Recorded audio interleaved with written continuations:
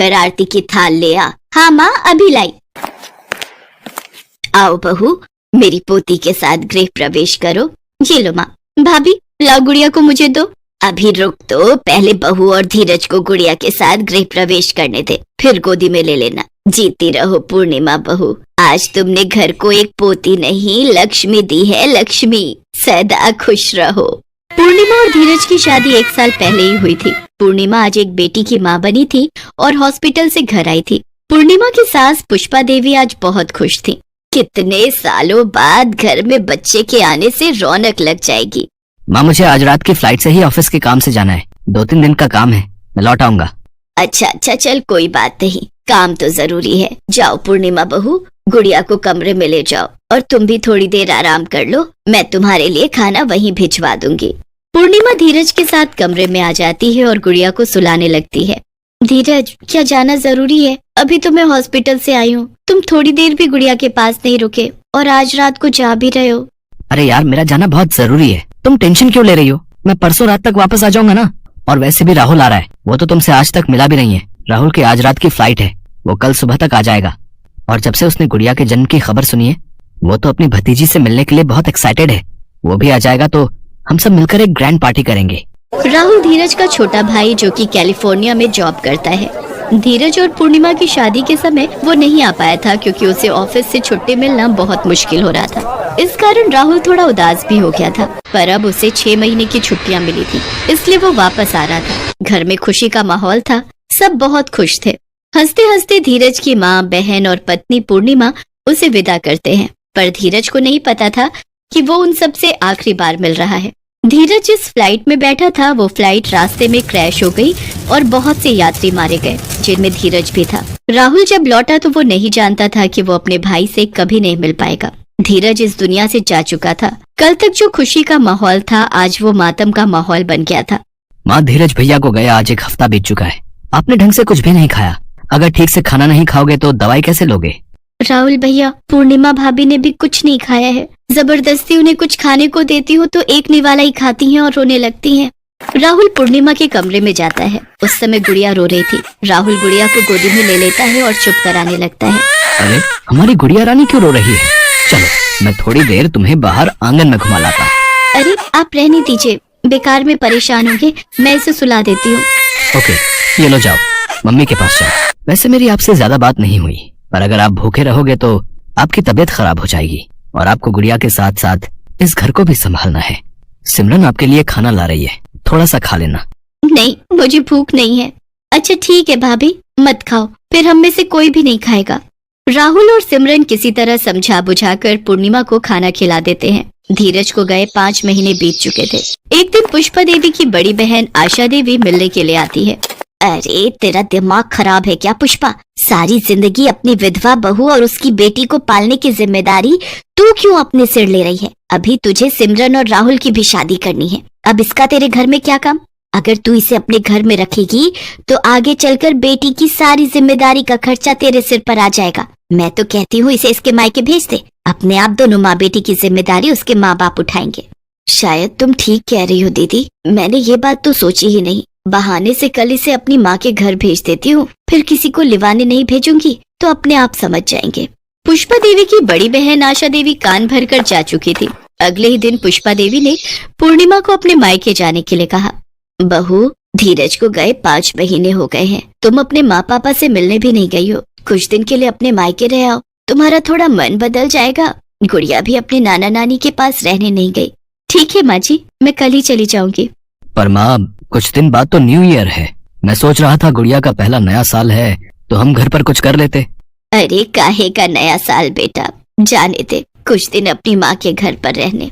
राहुल चुप हो जाता है। सिमरन भी कुछ नहीं बोल सकी। अगले दिन पूर्णिमा गुड़िया को लेकर अपने मायके चली जाती है। पूर्णिमा को गए 1 हफ्ता बीत चुका था और अगले दिन नया साल था।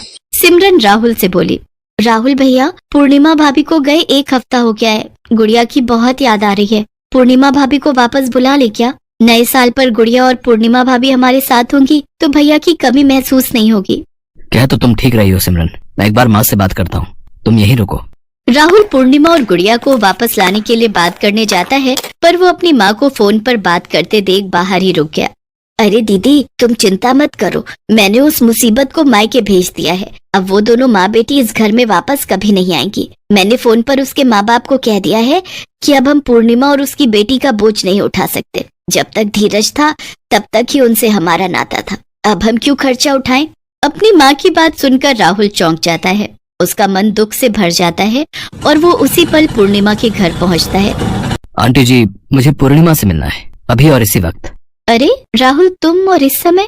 पूर्णिमा, माँ का फोन आया था ना, इसीलिए तुमने मुझे फोन पर घर आने के लिए मना कर दिया। सच सच बताओ, माँ ने तुम्हें घर आने के लिए मना किया है ना?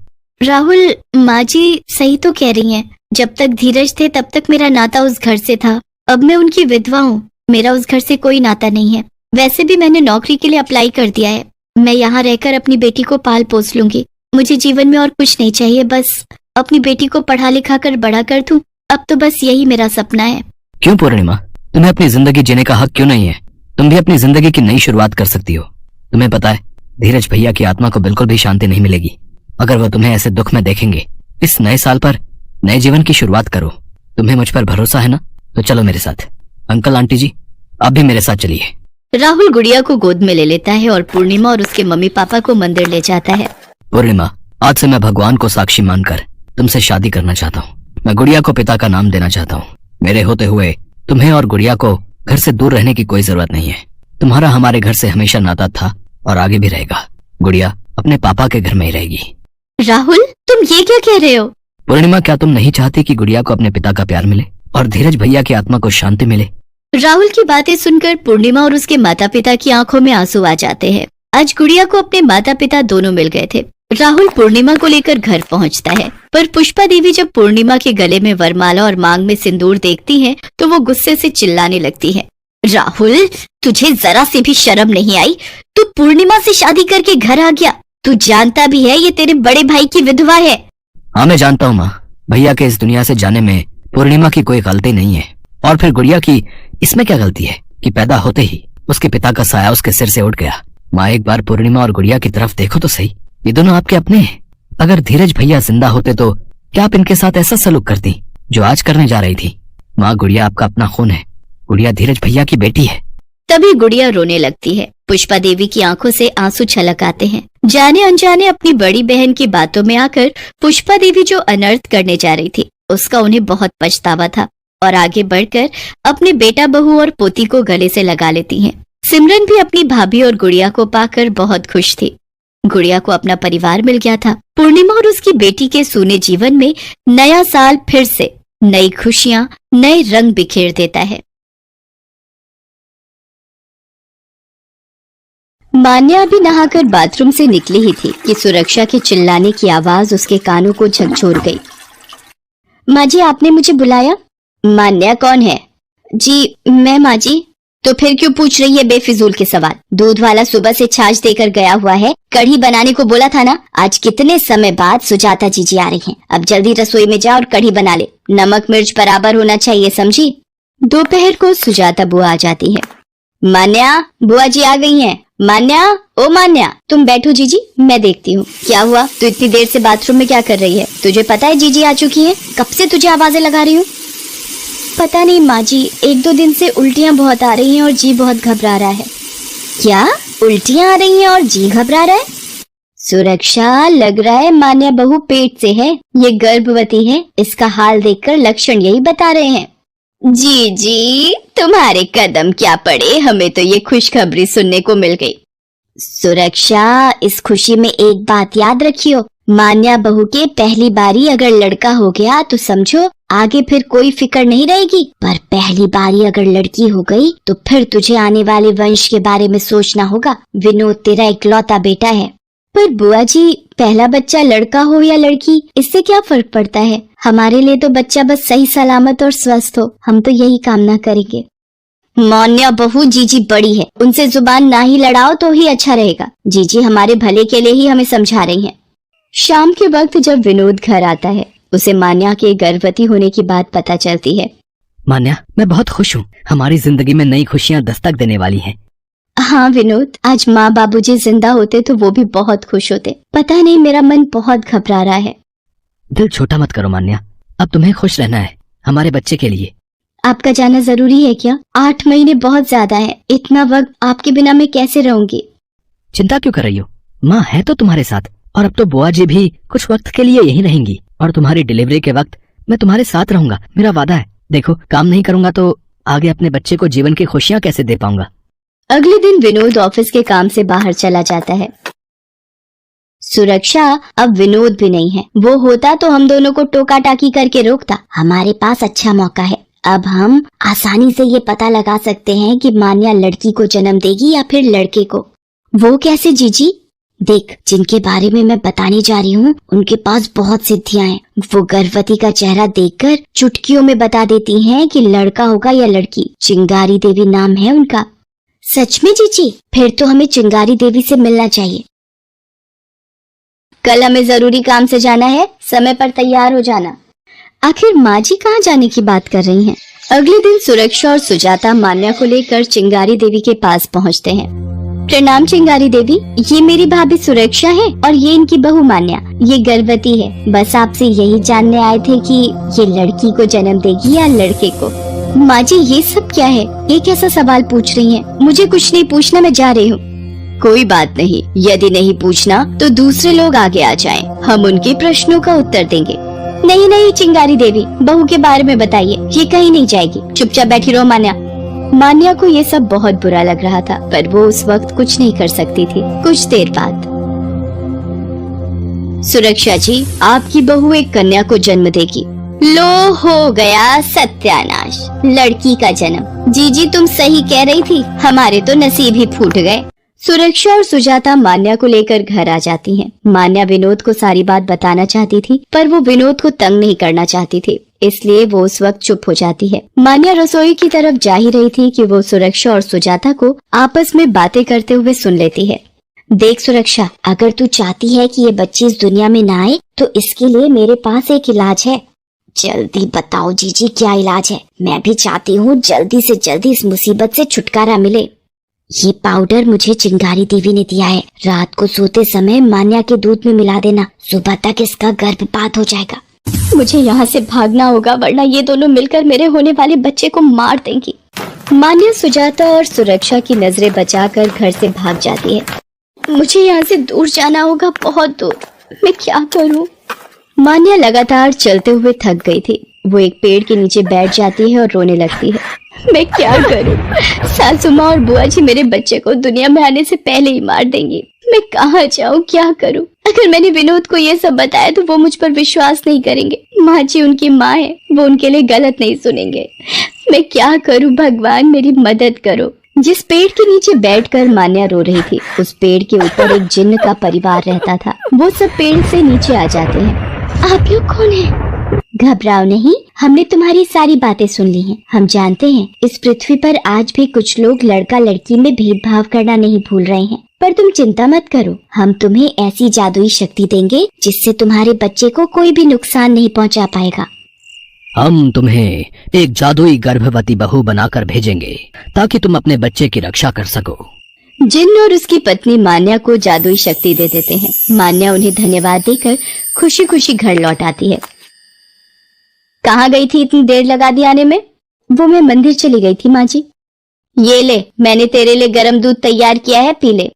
दूध जल्दी दीजिए माँ जी, मुझे बहुत तेज की भूख भी लगी है। पी ले बेटा, पी ले मेरी दवाई, सुरक्षा की सारी मुसीबत काट देगी।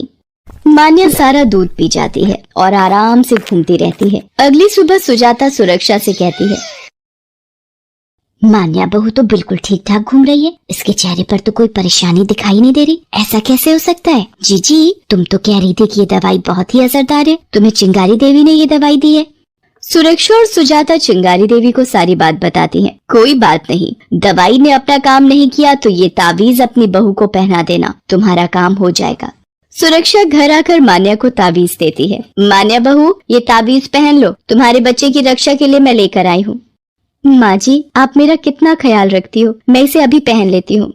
इस बार तो पक्का चिंगारी देवी का दिया ये तावीज काम कर ही जाएगा।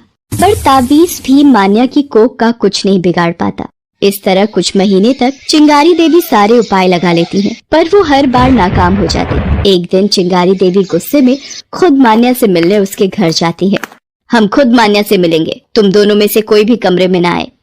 पर चिंगारी देवी जैसे ही मान्या के कमरे में जाती हैं, वो वहाँ का नजारा देखकर डर जाती है। उसकी चीख सुन सुरक्षा और सुजाता भी वहाँ आ जाती है। तुम्हारी बहू मायावी है, जादूगरनी है, ये कैसे उस बच्ची को गोदी में खिला सकती है जो अभी पैदा भी नहीं हुई। मैं इसका कुछ नहीं बिगाड़ सकती। तुम लोग ही हो ना जो मेरी इस बच्ची को मारना चाहते थे। चिंगारी देवी, तू ही है ना वो जिसने मेरे ऊपर जादू टोना किया ताकि मेरी कोख सुनी हो जाए। तुम सब खुद एक औरत हो और फिर भी एक माँ से उसकी कोख में पल रही बच्ची को छीन रही थी। मान्या चिल्लाते हुए दुखी होती है और रो पड़ती है। इसके चलते उसे दर्द शुरू हो जाता है और वहीं विनोद भी आ जाता है। मान्या घबराओ नहीं, मैं आ गया हूँ। मैं तुम्हें हॉस्पिटल ले चलता हूँ। बेटा इसे मत उठा, मत लेकर जा अस्पताल। ये भूतनी है, जादूगरनी है, तुझे भी नुकसान पहुँचाएगी। माँ कैसी बातें कर रही हो? मान्या मेरी पत्नी है, आपकी बहू है। मैं इसे अस्पताल लेकर जा रहा हूँ। विनोद मान्या को अस्पताल लेकर जाता है। वहाँ उसकी डिलीवरी होती है। घबराने की कोई बात नहीं है मिस्टर विनोद, बल्कि खुशी की बात है। आपकी वाइफ ने जुड़वा बच्चों बेटा बेटी को जन्म दिया है। Thank you doctor. माँ सुना तुमने, तुम दादी बन गई, वो भी पोता पोती दोनों की एक साथ। रहने दीजिए विनोद, माँ जी को इस बात की कोई खुशी नहीं होगी। इन्हें तो अभी भी लड़की होने का पछतावा होगा। मान्या विनोद को सुरक्षा और सुजाता की सारी बातें बताती है, जिसे सुनकर विनोद को अपनी माँ और बुआ के मान्या के साथ किए गए बुरे व्यवहार के लिए बहुत दुख होता। तुम चिंता मत करो मान्या, अब हम माँ के साथ नहीं रहेंगे। मैं तुम्हें और बच्चों को लेकर इस शहर से दूर चला जाऊंगा। नहीं नहीं विनोद बेटा, ऐसा मत कहो। मान्या बहू, मुझे माफ कर दो। मैंने चिंगारी देवी के बहकावे में आकर तुम्हारे साथ गलत किया। बेटा विनोद, सुरक्षा की इसमें कोई गलती नहीं है। असली गुनहगार तो मैं हूँ। मैंने सुरक्षा को भड़काया, गलत सलाह दी, चिंगारी देवी जैसी पाखंडी औरत पर विश्वास किया।